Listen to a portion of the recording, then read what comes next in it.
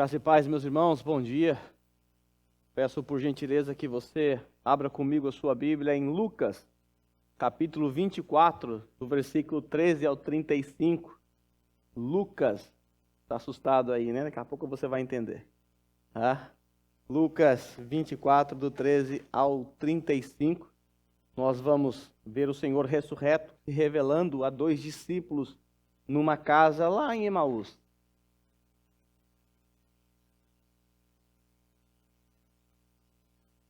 Vamos até o versículo 35. Pensada, Lucas é um pouco antes de João, tá? Então, para trás aí. Estão acostumados a abrir só em João, né? Agora.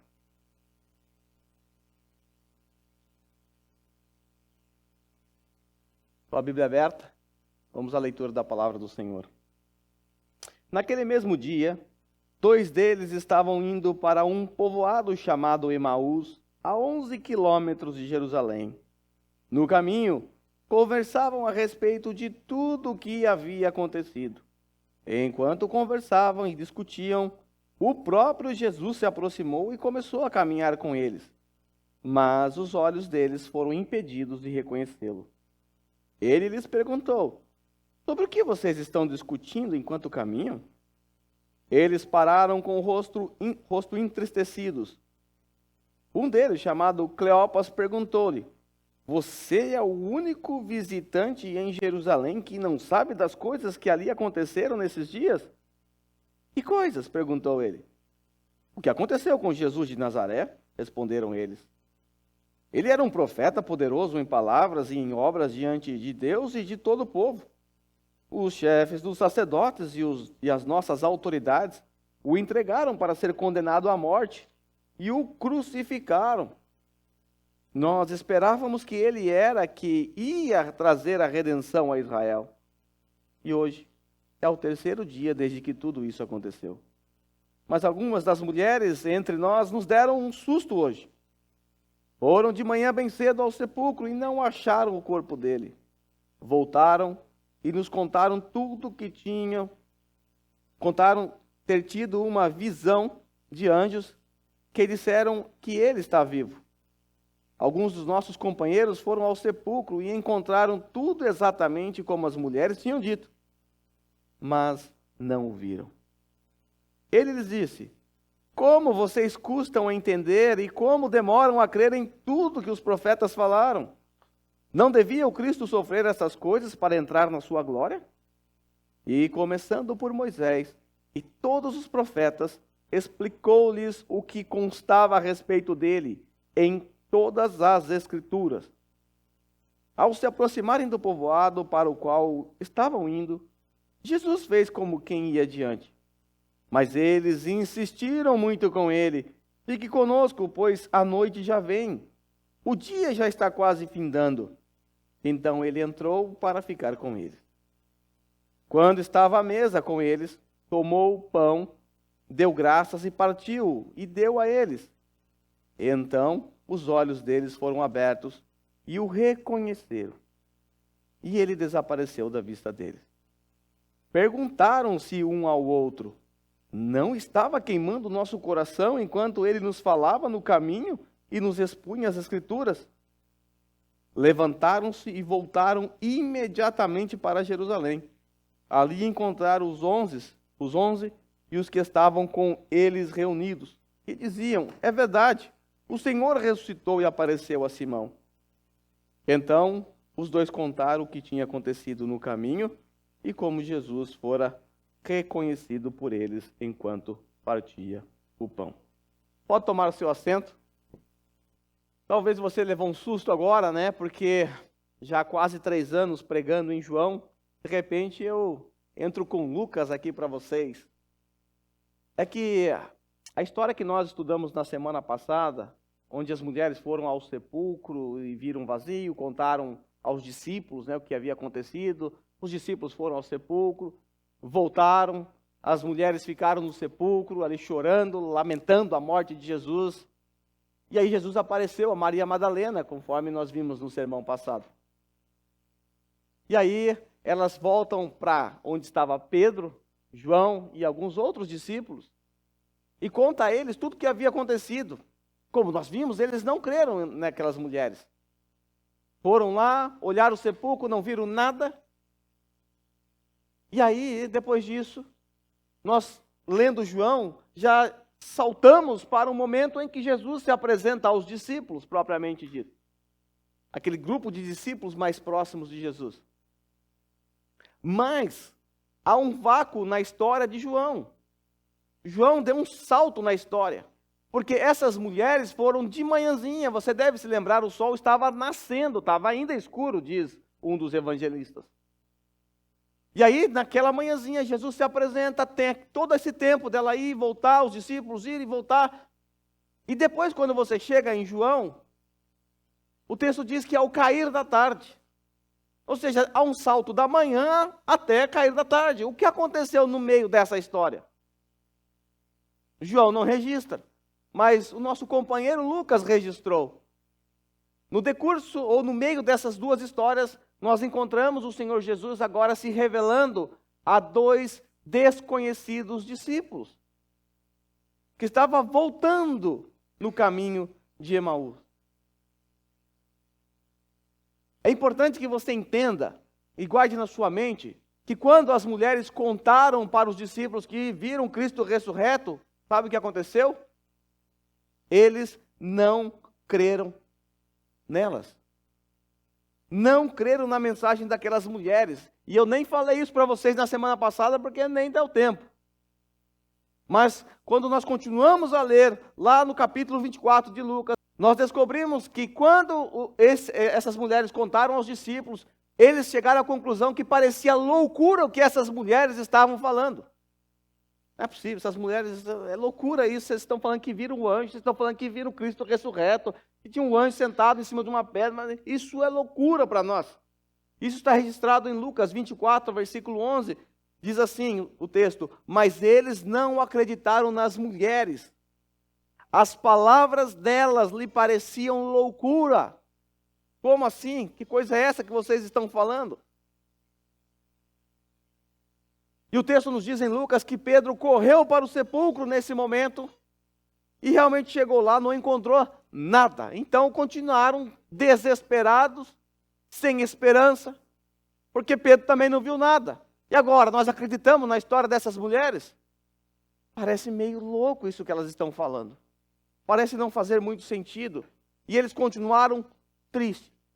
Nós sabemos que os discípulos não haviam ainda entendido que, conforme as Sagradas Escrituras, era necessário que o Cristo padecesse, morresse e ressuscitasse ao terceiro dia. Eles ainda não sabiam, por isso eles estavam desesperados, sem esperança, e a conversa das mulheres parecia loucura. Como assim? Nós vimos ele morto. Deve haver alguma explicação para o sumiço do corpo de Jesus. Mas isso que elas estão falando não faz muito sentido. O Senhor vai aparecer a esses discípulos que não creram nas palavras da mulher ainda nessa tarde, quando o sol começar a se pôr. Mas no meio do caminho, como eu disse a vocês, naquela tarde, assim que deixou aquelas mulheres, ele vai se apresentar a dois homens que estão caminhando com destino a Emaús, cidade de onde eles saíram, terra natal deles. Agora veja como foi a aparição de Jesus para esses dois homens no caminho de Emaús. No versículo 13 de Lucas 24, nós lemos assim: naquele mesmo dia, dia da ressurreição de Jesus, dia em que o Senhor Jesus apareceu àquelas mulheres, dia que aquelas mulheres tiveram aquela visão de anjos dentro do sepulcro de Jesus. Então, naquele mesmo dia, dois deles que estavam junto com os discípulos de Jesus, estavam indo para um povoado chamado Emaús, a 11 quilômetros de Jerusalém. Não era muito longe, mas uma pernada boa andando a pé. Ora, veja como essa história está conectada com o sermão que eu preguei na semana passada. Esses dois discípulos, eles estavam lá com os discípulos quando as mulheres contaram a história de que viram Jesus. Como eu sei disso? Basta ler o versículo 9. Quando voltaram ao sepulcro, elas contaram todas estas coisas aos 11, designação, o número para designar os discípulos mais próximos de Jesus. apesar dos 11 não estarem ali, porque Tomé não estava ali, mas era assim uma forma de diferenciar aquele grupo específico de discípulos dos demais discípulos. Então, o grupo dos 11. Inclusive, Paulo, lá em 1 Coríntios, quando vai falar da aparição, ele vai falar que ele apareceu aos 12 discípulos e depois a outras pessoas. 12? Judas já não tinha se matado? É apenas uma maneira de distinguir aquele grupo específico de discípulos dos outros, dos demais discípulos. Por isso, quando voltaram ao sepulcro, elas encontraram todas essas coisas, contaram todas essas coisas aos 11 e aos outros. Então não estava ali apenas o grupo mais próximo de discípulos de Jesus, também estavam ali outros discípulos, inclusive esses dois camaradas aqui que estão voltando para casa depois de ouvir a conversa daquelas mulheres. Decidiram voltar para as suas casas, afinal, não tem mais o que fazer em Jerusalém. O seu Senhor morreu. Então eles estão frustrados, por isso eles estão voltando.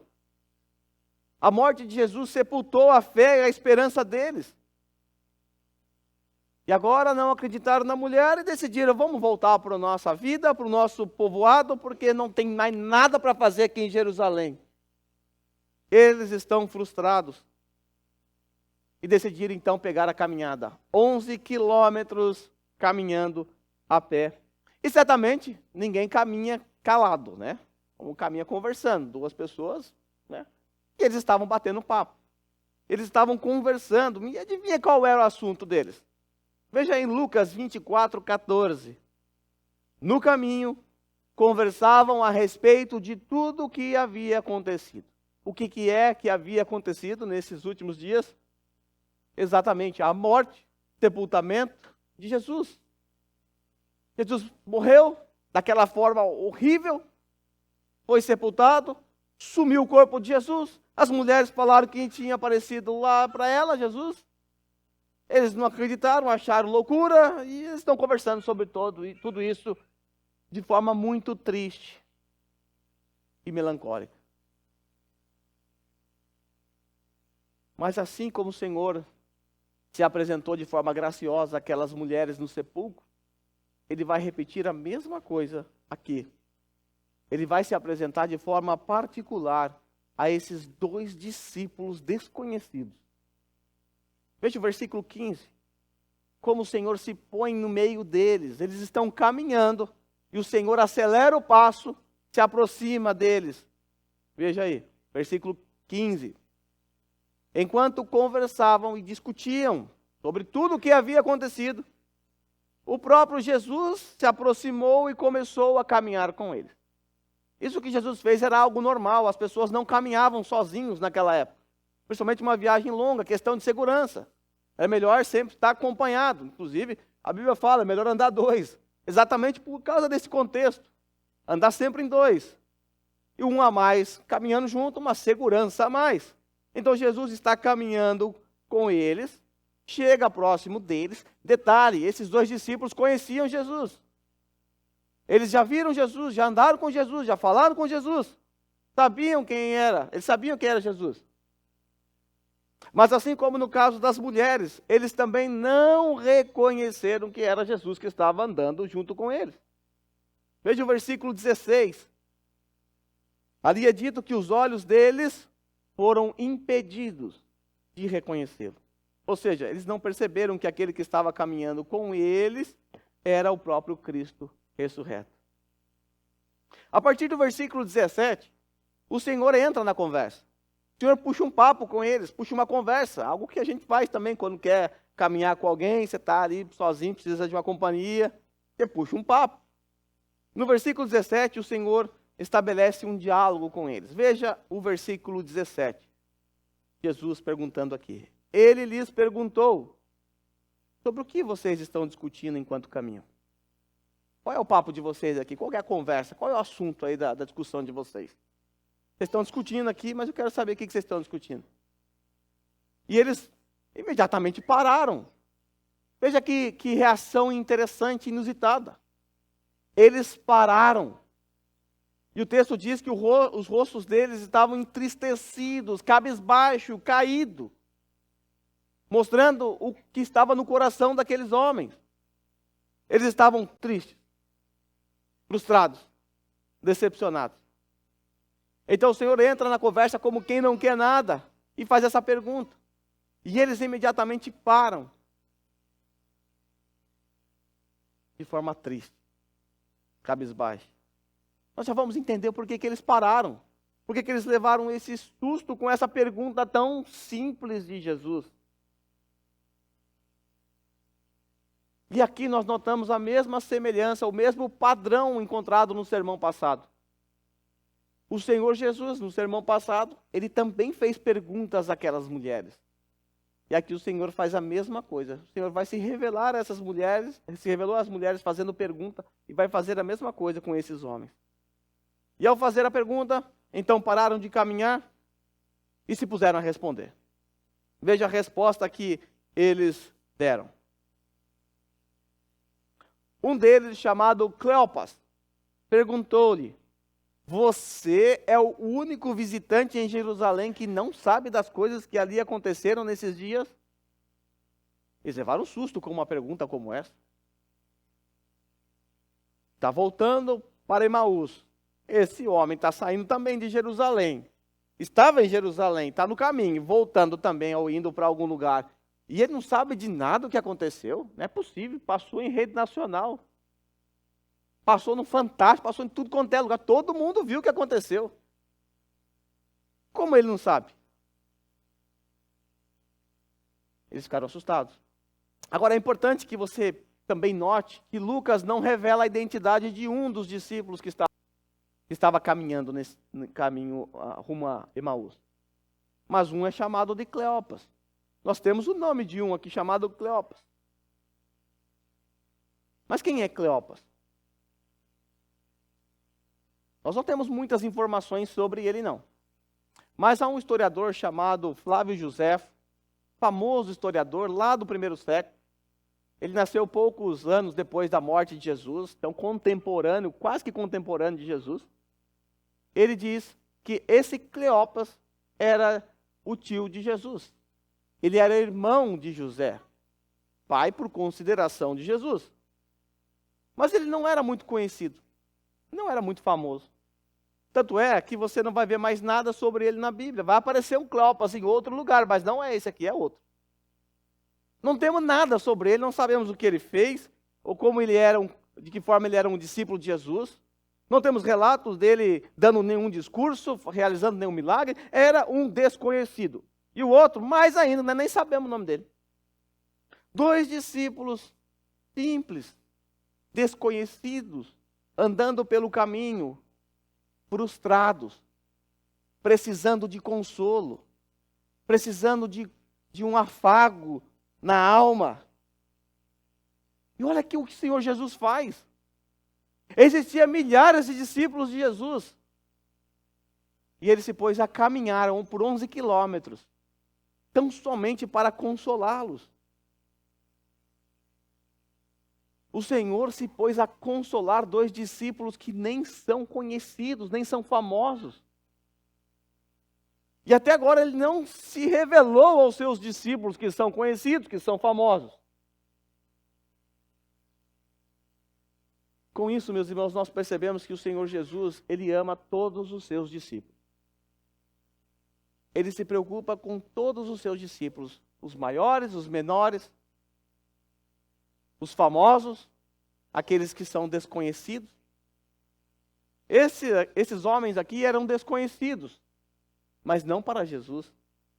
Jesus sabia muito bem que eles eram do seu aprisco. Ovelhas do seu aprisco. O Senhor está demonstrando o seu amor ao cuidar do coração daqueles discípulos, ao se revelar a eles de maneira tão especial, tão particular.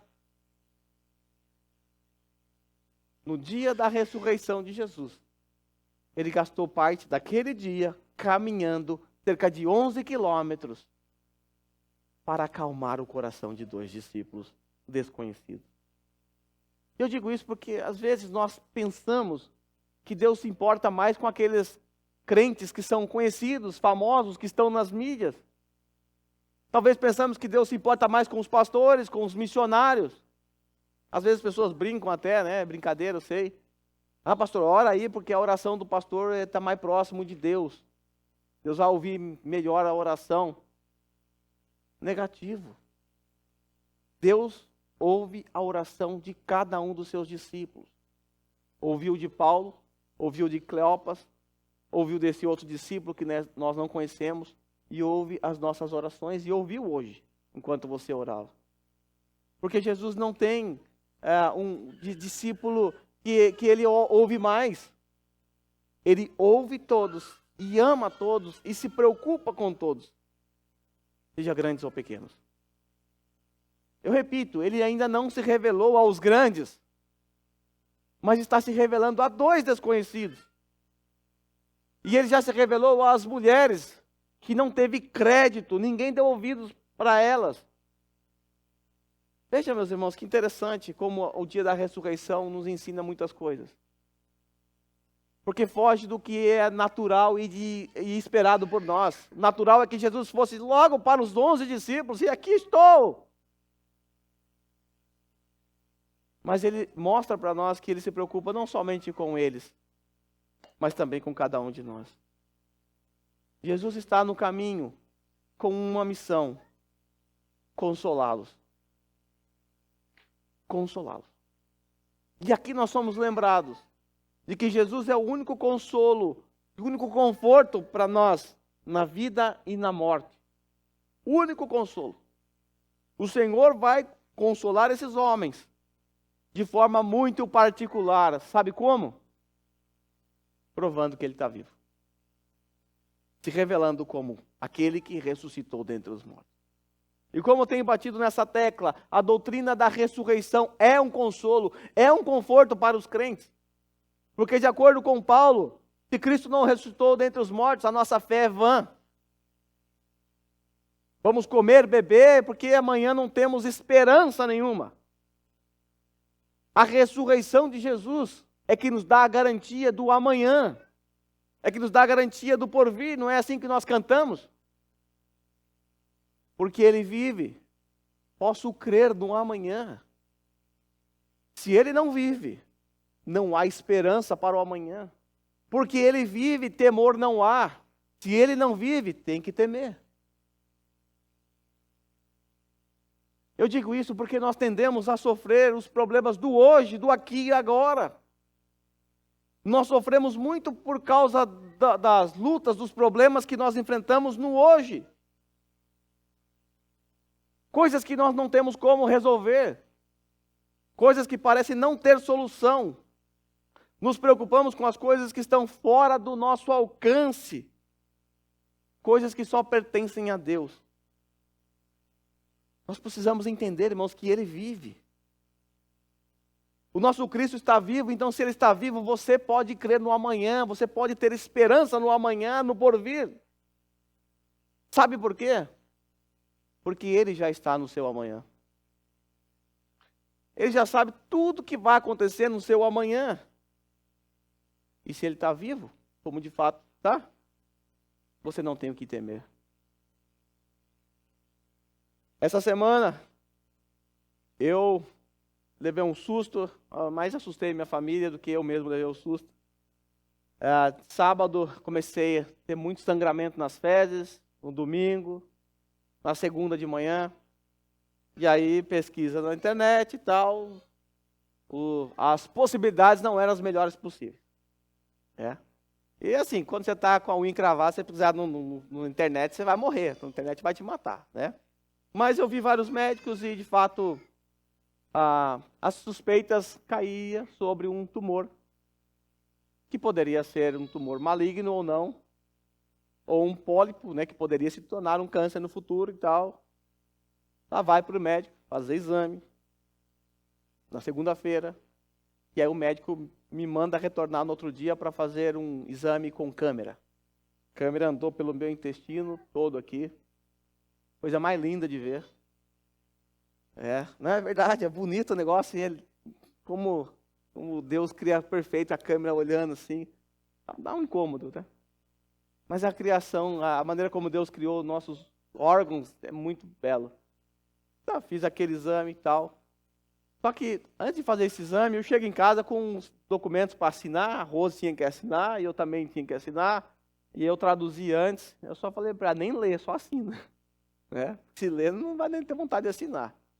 Mas é de praxe no Japão, né? Aqui de praxe. Você chegar com a unha encravada lá, você vai ler no papel que você vai assinar, pode ser que tenha um alien debaixo da sua unha, assina aí. Então, eles são preocupados com tudo isso. Mas, o John, percebendo tudo isso que estava rolando lá em casa, e aí eu vou botar ele para dormir e começa a chorar. Gruda na minha perna, né? E começa a chorar, chorar, chorar. E dizia assim, o papai vai morrer. Né? Eu não quero que o papai morra, né? E chorou bastante, chorou, coloquei em cima na cama dele. E eu peguei e falei para ele, John, eu não morri, eu estou aqui. Eu não morri, ainda estou aqui. E eu falei, e de fato, é um exame que o papai vai ter que fazer amanhã. E pode ser que não dê nada, mas pode ser que dê uma coisa muito ruim. Mas você está chorando agora. Jesus já está no amanhã. Então, por que a gente vai ficar preocupado? Eu falei, olha, eu não estou nem preocupado. Amanhã eu vou fazer o exame. E seja o que for, Jesus vai dar graça. Jesus vai ajudar a gente. E aí, conversando com ele tudo, aí oramos lá e foi dormir. Veja, essa é uma preocupação de uma criança. Mas não é só preocupação de criança isso. Nós, às vezes, e isso acontece, nesse dia, pela graça de Deus, que não é de mim isso, eu estava muito calmo, tranquilo. Geralmente eu fico apavorado também. Geralmente eu já fico pensando um monte de coisa. Mas eu estava, pela graça de Deus, tranquilo. Por causa do sermão passado que eu havia pregado. Por causa da doutrina da ressurreição, que confortou e consolou meu coração. E eu fiz as mesmas perguntas para o John da semana passada. Por que você está chorando? Você não tem razão para chorar, eu estou aqui. Estou aqui do seu lado. E assim Deus nos consolou com a doutrina da ressurreição. Eu disse, o Senhor está no amanhã. Porque Ele vive. Ele está no nosso amanhã. Nós somos seres humanos. E por vezes nós nos pegaremos preocupados com os problemas do dia de hoje. Mas nós não podemos jamais nos esquecer que pensar que a sepultura está vazia é um conforto para nós, porque há esperança para o amanhã. Se fosse um câncer em fase terminal, eu morresse numa cirurgia, eu estaria no amanhã eterno ao lado de Jesus. Eu estaria bem. A família ia sofrer um pouco, mas seriam consolados. Veja como a doutrina da ressurreição ela é importante e ela consola. Ela consola e Jesus está ali consolando aqueles dois irmãos. Simplesmente mostrando para eles que ele saiu da sepultura. Que ele está vivo. E tudo vai mudar na vida deles. Tudo vai mudar. As motivações, a tristeza que estava aqui presente na vida deles, vai mudar, eles vão correr desesperadamente para Jerusalém, andando mais 11 quilômetros, porque não conseguem conter essa boa notícia. Precisa contar para os demais discípulos. Esses discípulos, então, aqui no caminho de Emaús, estão tristes. E não há nada que os conforte, porque para eles Jesus está morto. E eu faço uma pergunta a vocês, meus irmãos. Qual é o seu único conforto na vida e na morte? Qual é o seu único conforto na vida e na morte? Essa pergunta não é minha. É uma pergunta que está no catecismo ortodoxo, que, ao meu ver, é o melhor catecismo que nós temos. Essa é a primeira pergunta deles, do catecismo. E a resposta é essa aí, ó. E eu não sou de mim mesmo, mas pertenço corpo, alma, na vida e na morte, ao meu fiel Salvador Jesus Cristo. Isso não é um consolo para você? Saber que você não pertence a você mesmo? Que a sua alma, o seu corpo pertence ao Senhor? E Ele é descrito como fiel Salvador. É descrito também na resposta que Ele já pagou todos os meus pecados com o seu sangue precioso. Ele libertou-me da tirania do diabo. Isso não é consolo para você? Ele também cuida de mim de tal forma que nem um só cabelo pode cair da minha cabeça sem a vontade do meu Pai que estás nos céus. Essa é a vontade de Deus.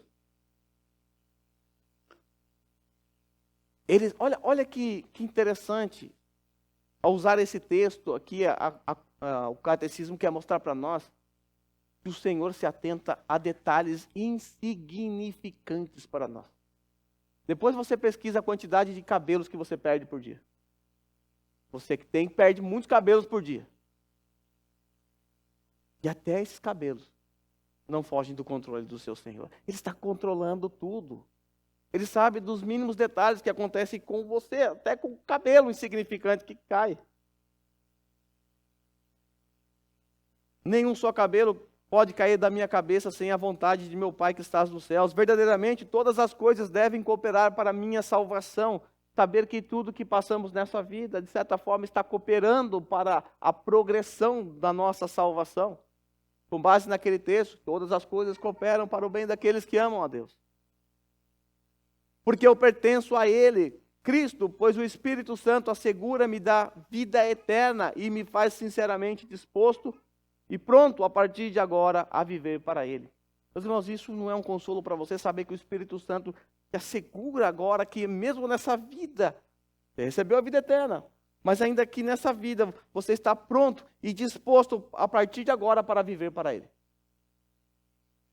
Cristo de fato tem sido o seu único consolo e conforto aqui nessa terra. Ou seja, saber que você pertence ao Senhor, saber que Ele já pagou por todos os seus pecados, saber que Ele derramou o seu precioso sangue por você naquela cruz, saber que Ele te libertou da tirania do diabo não é suficiente para te consolar? Saber que Ele cuida de você nos mínimos detalhes, conhecendo e controlando tudo, inclusive a queda do seu cabelo, isso não é um consolo para você? Ouça, irmãos, nós não podemos jamais nos esquecer que tudo que ocorre em nossas vidas, coisas boas ou ruins, essas coisas acontecem para que cresçamos, para que nós avancemos ou progredimos na nossa salvação, como Paulo diz lá, para a gente desenvolver a nossa salvação. É vida cristã, é crescimento. O Espírito Santo nos assegura a vida eterna, por isso podemos crer no amanhã, porque Ele ressuscitou dentre os mortos. E agora, somos convocados a viver para Ele. Entenda, irmãos, que não haveria consolo e esperança, não haveria salvação se Jesus permanecesse naquela sepultura.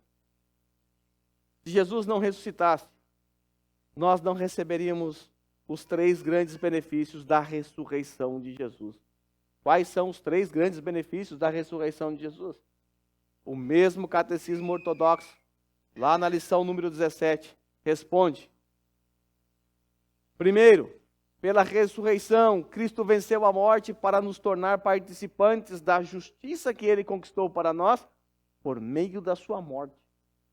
Ele conquistou a justiça por meio da sua morte, pela ressurreição. Então Ele vence a morte e nos torna participantes da sua justiça que foi imputada em nós. Segundo, pelo seu poder, nós também somos ressuscitados para uma nova vida. Recebemos uma nova vida, somos tirados da sepultura espiritual e ressurgimos com Cristo ressurreto para viver nesse mundo uma vida santa, piedosa. Terceiro lugar, a ressurreição de Cristo é a garantia da nossa gloriosa ressurreição. Ele é a garantia da nossa gloriosa ressurreição. Se Ele ressuscitou, também ressuscitaremos também junto com Ele. Irmãos, a doutrina da ressurreição, assim como as demais doutrinas cristológicas, são suficientes para confortar e consolar você no momento de dificuldade, no momento de desespero. A ressurreição deve dar e gerar esperança em seu coração. Esses 2 discípulos ainda não sabiam, não tinham a menor ideia de que Jesus havia ressuscitado os mortos. Mas daqui a pouco eles vão saber. Bem, após Cleopas demonstrar o seu espanto com o desconhecimento daquele estranho, entre aspas, no caminho, após dizer, você é o único que não está sabendo dessas coisas? Né? Que mundo você vive? o Senhor Jesus faz uma pergunta a eles. Que coisas? Veja, Cleopas disse aqui, você não sabe das coisas que aconteceram? E aí Jesus pergunta, que coisas? E veja a resposta. Lucas 24, 19 a 24. Que coisas? E a resposta é, o que aconteceu com Jesus de Nazaré? Veja, partindo do pressuposto que eles não, que esse visitante, esse estranho que está andando com eles, não sabe de nada que aconteceu, ele até se preocupou em explicar de onde era Jesus. Era só dizer Jesus. Mas Jesus não é alguém lá de Nazaré. Ele era um profeta poderoso. É verdade, Jesus era mesmo. De acordo com Deuteronômio, capítulo 18, do versículo 15 ao 18, Jesus é o cumprimento de uma promessa que Deus, uma profecia que Deus fez lá a Moisés, na antiga aliança. Ele é o profeta. E ele é poderoso em palavras. Jesus fala como quem tem autoridade. Seus discursos são por demais profundos. De fato, ele é poderoso em palavras. Ele também é poderoso em obras diante de Deus e diante de todo o povo. E eles viram Jesus realizando milagres. Viram as obras que Jesus havia realizado. Eles conheceram esse Cristo aqui. Poderoso, um profeta, alguém que realizava milagres diante de Deus, diante dos homens. E agora ele vai contar tristemente o que aconteceu com esse homem todo-poderoso. Então, os chefes dos sacerdotes, aquela corja, as nossas autoridades entregaram ele para ser condenado à morte. E eles o crucificaram. Ele morreu. Foi isso que aconteceu. Mas tem mais. Nós esperávamos que era aquele que ia trazer a redenção a Israel. Veja, irmãos, a expectativa, para você entender a frustração. Porque eles estão frustrados. Porque criaram uma expectativa equivocada acerca do Messias. Na mente deles, o Messias ia se assentar no trono de Davi. Ia destituir Roma do poder. E Jerusalém seria novamente a cidade santa. A cidade do povo de Deus. Não uma cidade agora dominada por gentios. Eles olhavam para Cristo esperando um Cristo político. Um Cristo militar. Um Cristo que ia sentar literalmente no seu trono aqui na terra. Que ia vencer os inimigos. E agora eles assistiram os chefes dos sacerdotes, os romanos, matando, crucificando Jesus. Cada martelada que Jesus recebeu naquela cruz era uma martelada na esperança desses homens. Esperávamos que ele ia trazer a redenção a Israel, mas hoje o texto diz, já é o terceiro dia. Já estamos no terceiro dia desde que tudo isso aconteceu. E cá estamos nós voltando para nossa casa. E eles continuam. Tem mais. Sabe o senhor estranho, né? Algumas das mulheres entre nós nos deram um susto hoje pela manhã. Quase matou a gente do coração. Foram de manhã bem cedo, ungiu o corpo de Jesus, chegaram no sepulcro, não acharam o corpo dele. Voltaram, nos contaram.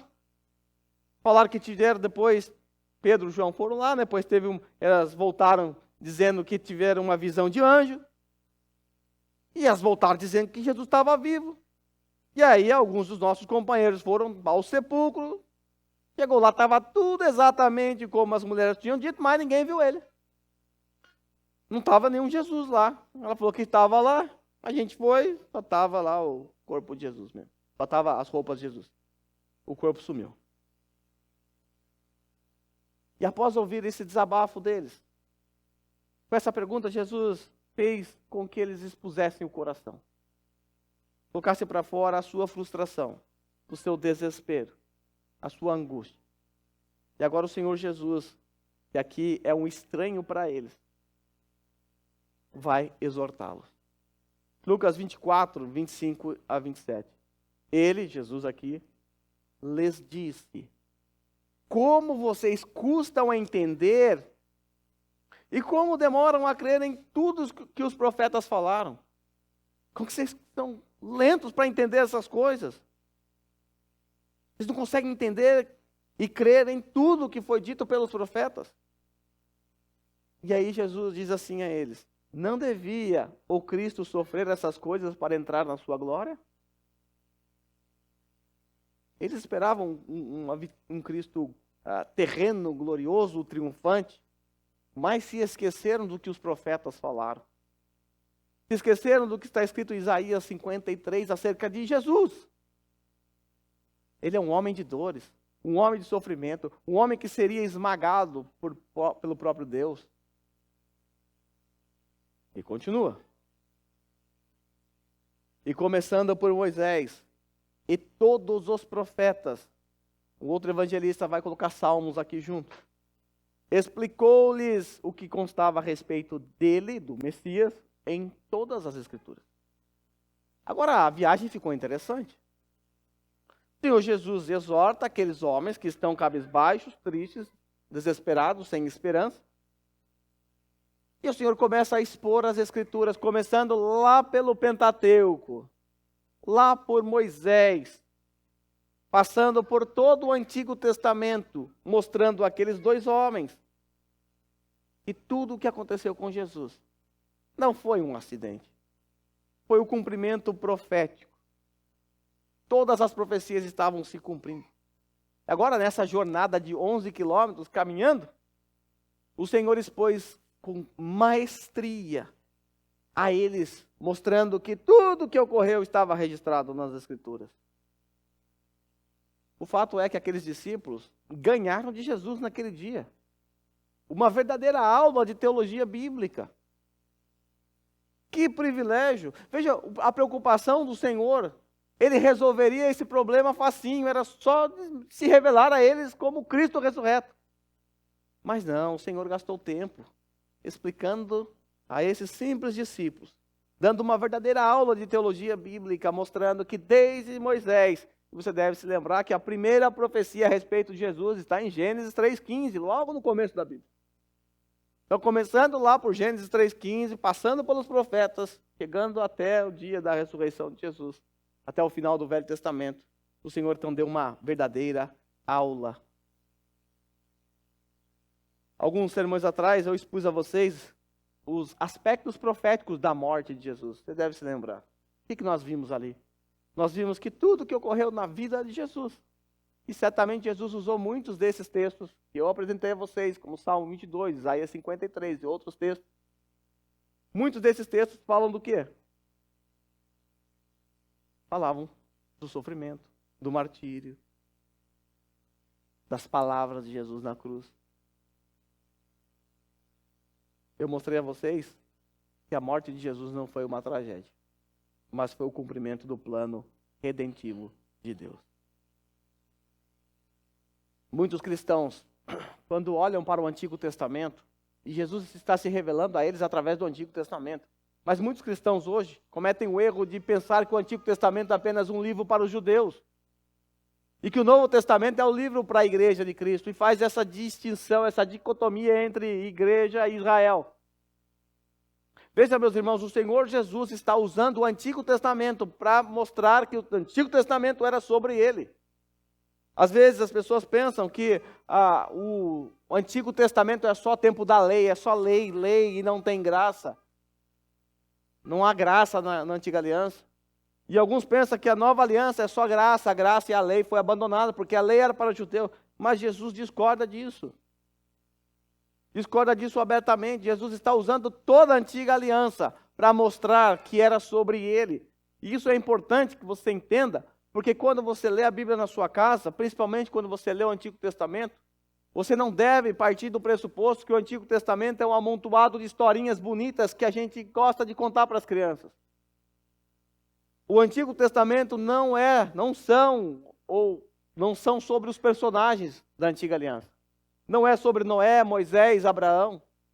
Ainda que eles sejam destacados por sua fé, por serem instrumentos de Deus, apesar deles. A Bíblia ela conta a história da redenção, e esses personagens são apenas coadjuvantes. Jesus Cristo é o personagem central de toda a palavra de Deus.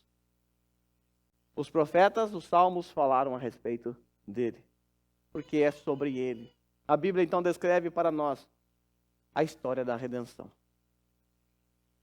Bem, irmãos, após ensinar esses dois discípulos tudo o que a palavra diz a respeito dele, mostrando que a antiga aliança fala sobre o sofrimento do Messias, eles então estão chegando no final da sua aula, porque estão chegando próximo do povoado lá em Emaús. E aí o Senhor Jesus faz como quem vai adiante, dá uma aceleradinha no passo. Não, é um prazer conversar com vocês. Estão chegando aí, eu vou seguir minha viagem. E o texto nos mostra que eles ainda não sabiam quem era Jesus aqui, né? Não sabiam que era Jesus, era só um desconhecido. Eles insistiram para que esse desconhecido passasse a noite com eles. Veja isso nos versículos 28 e 29. Ao se aproximarem do povoado para o qual estavam indo, Jesus fez como quem ia adiante. Mas eles insistiram muito com ele, eles insistiram. Fique conosco, a noite já vem. Ainda faltava bastante tempo para chegar a noite aqui, mas a noite ia chegar. Então fica conosco. A noite já vem, o dia já está quase findando. Então ele entrou para ficar com ele. Irmãos, quando eu era criança, ia para a igreja, tinha uma música que uma irmã cantava e que dizia assim: fica Jesus, já se faz tarde, né? E a música, ela vendia a ideia de que os discípulos estavam falando para quem eles sabiam que era Jesus. E até a outra parte da música falava disso. Mas, na verdade, quando eles pediram para esse homem estranho entrar em sua casa e passar a noite com eles, eles nem sabiam quem era Jesus ainda. Eles não sabiam que era Jesus ainda. Eles vão saber agora, daqui a pouco. O Senhor aceitou o convite, entrou e mudou a vida deles. Veja aí. Veja como o desconhecido vai se revelar a eles. Versículo 30 e 31. Quando estava à mesa, entraram, comer, tomou o pão, deu graças, partiu e deu a eles.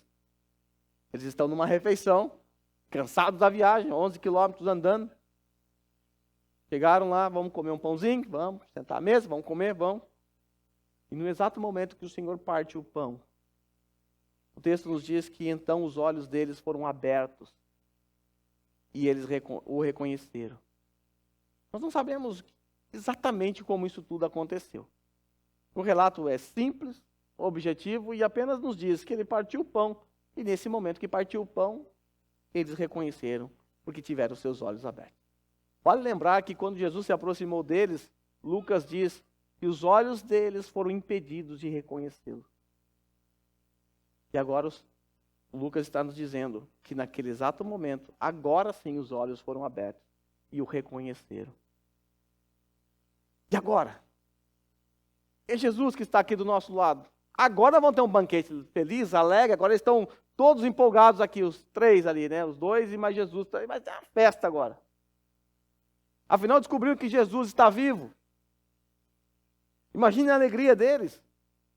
Imagine, você contou para ele no caminho as suas frustrações, as suas dificuldades, sua falta de esperança, e agora é ele que está aqui do meu lado.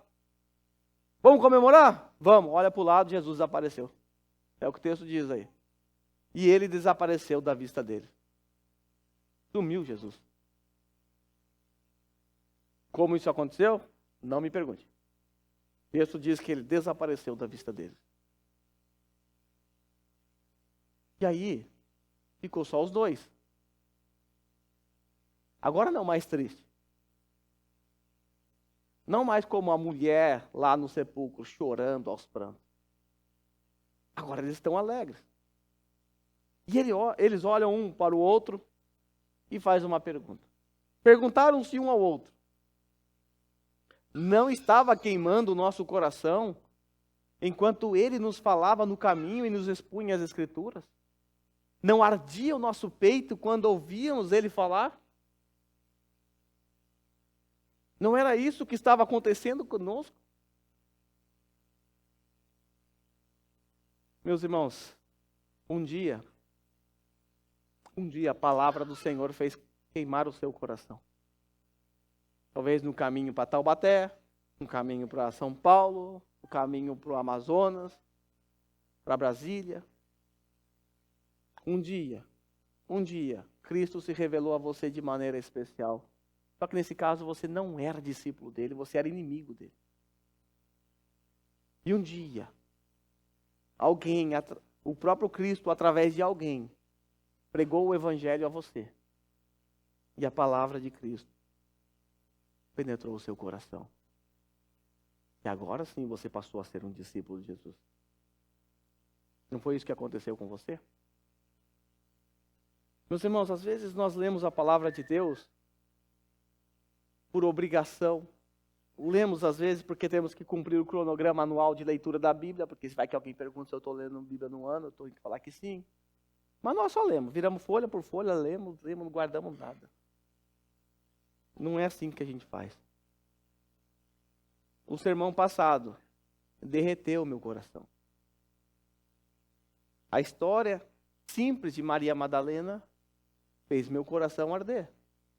E olha que é uma história que a gente já conhece, já de cor e salteado, não? Já li isso quantas vezes, mas li tudo da maneira errada. Eu só li. Talvez você faz isso também.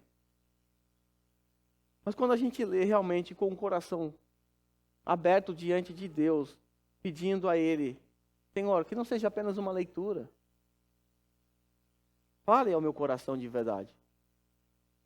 Fale ao meu coração de verdade. Certamente, você vai sentir a mesma coisa que esses dois sentiram. Seu coração ardendo. Seu coração queimando. Porque é isso que a palavra de Deus faz em nosso coração quando meditamos com as motivações corretas. Nós não lemos a Bíblia para aumentar o nosso conhecimento. Ou por obrigação, ou porque somos religiosos, a gente tem que ler esse livro, né? Somos religiosos, os muçulmanos leem o Corão, a gente tem que ler isso aqui, né? É o livro que o pastor fala que a gente tem que ler. Nós lemos porque é a palavra de Jesus, é a palavra de Deus. Nós lemos porque é a palavra de Deus que muda o nosso coração. Então é preciso que ajustemos a nossa visão acerca de como nós lemos a palavra de Deus. Pode ser que você não consiga ler a Bíblia toda em um ano. Mas se você ler a Bíblia meditando, gastando tempo, e não chegar nem no Novo Testamento, mas todas as vezes que você lê, você se sentir consolado, confrontado, confortado, você alcançou o propósito das palavras registradas nesse livro. Bem, eles então aqui comentaram um com o outro. Rapaz, nós estamos sentindo o coração aquecido ali, ardendo enquanto ele falava. E aí, claro, sim, concordaram com o outro. E aí, o que eles fizeram a seguir? Eles caminharam 11 quilômetros para chegar ali naquele povoado. Estava escurecendo. O que eles fizeram? Veja aí, versículo 33 a 35. Levantaram-se e voltaram imediatamente para Jerusalém, dando tempo de abastecer o sapato. Levantaram imediatamente, eles estavam eufóricos, eles precisavam contar isso aos discípulos, eles precisavam dizer a eles o que aconteceu. Eles precisavam dizer a eles que era verdade aquilo que aquelas mulheres falaram. Então não esperaram para ir no dia seguinte, no mesmo dia, na mesma hora em que Jesus desapareceu. Constataram que o coração ardia enquanto ele falava e levantaram rumo aí a Jerusalém novamente. Levantaram-se e voltaram imediatamente para Jerusalém. Ali encontraram os 11 e os que estavam com eles reunidos. Veja, os 11 mais outros, que diziam: é verdade, o Senhor ressuscitou e apareceu a Simão. Então os dois contaram o que tinha acontecido no caminho e como Jesus fora reconhecido por eles quando partia o pão. Eles estão empolgados com a notícia. Eufóricos, acho que você faria a mesma coisa. Voltaria caminhando para Jerusalém 11 quilômetros, talvez a Tati correria, né? 11 quilômetros tranquilo, porque para ela 11 quilômetros não é nada. Ela chegaria primeiro e contava para todo mundo. Mas era isso que nós faríamos, imediatamente iríamos para aquele grupo seleto de discípulos e contaríamos para eles o que aconteceu. Mas essa expressão que está em vermelho para você, que eu destaquei, ela parece meio desconectado aqui do nosso contexto. Quando eles chegaram lá, eles ouviram, é verdade, o Senhor ressuscitou dentre os mortos. Quando a gente ouve uma expressão dessa, nós não temos a impressão de que alguém estava dizendo que Cristo não ressuscitou. Nós não temos a impressão de que alguém não acreditou aqui que Cristo não tinha ressuscitado e alguém teve que provar. Não, não é verdade, sim, ressuscitou. Inclusive ele apareceu para Simão. Não é essa a impressão que nós temos? E é exatamente isso que aconteceu. Quando nós recorremos a Marcos capítulo 16, 12 a 13, nós vamos perceber que os discípulos de Jesus não acreditaram nos dois viajantes de Emaús. Não parece que eles acreditaram olhando aqui para Lucas? Parece, sim, é verdade, ele ressuscitou, beleza, concordamos, beleza, que bom que você falou isso. Agora a gente não acreditou nas mulheradas, mas em vocês, ó, não acreditamos. Vocês dois são ponta firme. Mas veja o que está escrito em Marcos 16, 12 e 13. Depois que Jesus apareceu noutra forma a dois deles, os dois lá do caminho de Emaús, estando eles a caminho do campo, uma referência a Emaús, eles voltaram e relataram isso aos outros. Mas também nestes eles não creram. Não creram na mulher e eles também não creram, a princípio, na notícia dada por eles. Eles rejeitaram. E agora faz sentido para nós encaixar isso no nosso texto. Eles não acreditaram, então alguém disse, e é sim verdade. O Senhor ressuscitou, ele inclusive apareceu a Simão. Ele apareceu a Simão, então é verdade. Então acreditaram. Então agora é verdade mesmo. Está todo mundo falando que viu, as mulheres, eles e Simão também. E o texto nos diz que então eles contaram como foi a experiência deles com o Senhor no caminho de Emaús. Meus irmãos, essa é a história desses dois discípulos. Mas também, de certa forma, é a nossa história.